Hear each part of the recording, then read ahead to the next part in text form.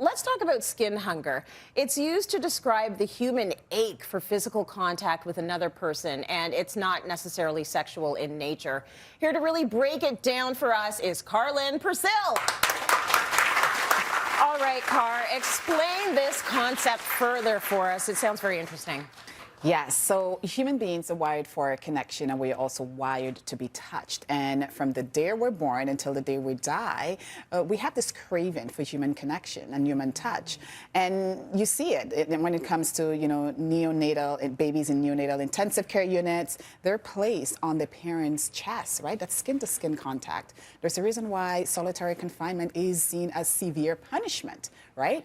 Because prisoners who have been in solitary confinement, they are craving human contact and touch just as much as they're craving their freedom.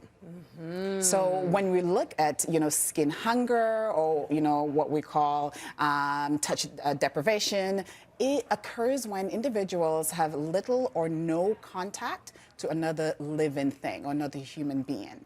And it shows up when we're isolated, and it doesn't matter if you're old, if you're married, if you have roommates, it shows up regardless. And also, we know that when we go on extended periods of not having touch, it does impact us in a negative way. Well, we had an extended period of that recently, right? Where it was just safer to stay in your own little pod. And if you're a person living alone, you sometimes didn't have contact with anyone for days. So why is this happening? Well, even before the pandemic, loneliness was already an epidemic. Mm-hmm. And the mortality rates are actually linked to the same as alcoholism and obesity. So it is a huge problem. Now factor in the pandemic. So the pandemic also with the forced isolation, we didn't have that human touch. So we were struggling with it.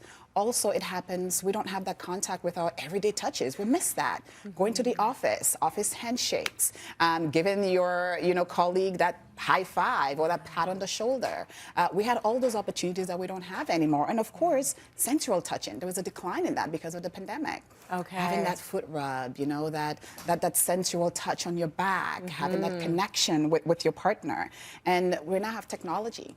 There's a fear of doing the wrong thing or not having that cultural nuance or maybe feeling that you might be doing something inappropriate. So all of those factors actually add up to severe ramifications of not having connection or not having that ability to have that physical touch. Very interesting. You and I were at the same party last week, and one thing I noticed is that, number one, everybody wants to get out and get happy and party together, but also we're a little awkward. Yes. You don't know what the rules are with different people. You have to be hyper vigilant about consent. Like, all of these things are happening, so all of this is probably also standing in the way of non-sexual touch, So how do you know if you are skin hungry? What are the telltale signs? Well, one of them can be that overwhelming feeling of loneliness or that lack of affection. Mm-hmm. We also see it when you might be feeling a little bit depressed. Also that fear of being touched as well. Mm-hmm. And also increased stress levels.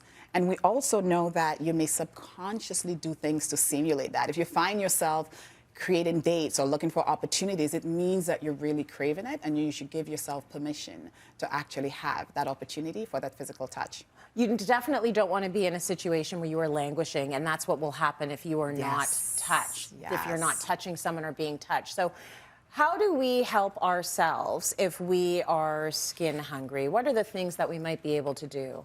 Well, the good news is that it doesn't last forever, right? Mm-hmm. Especially with now things that have opened up, we're going out for like manis and pedis and massages and, going for facials. So it's important to keep that up. Also giving yourself permission to volunteer, right? Mm-hmm. Hanging out with animals. And that touch with animals is so important. And I'm sure you noticed over the pandemic, a lot of folks became plant moms. Yes. Right? Just to have that opportunity to use your hands and to touch. Hugging yourself. Giving yourself massages. I actually started creating specialized oils for my friends and giving it to them, and also giving them hand rubs, just as a way to build that connection, and also having cuddle parties. What It's is a a thing. cuddle party? Well, I feel like that's just Friday night at my house. But what's a cuddle party? A cuddle party, like Friday at your house, Yeah. get on the couch together or sit on the floor together, share a Yeah. blanket, and have that human touch and connection and just connect.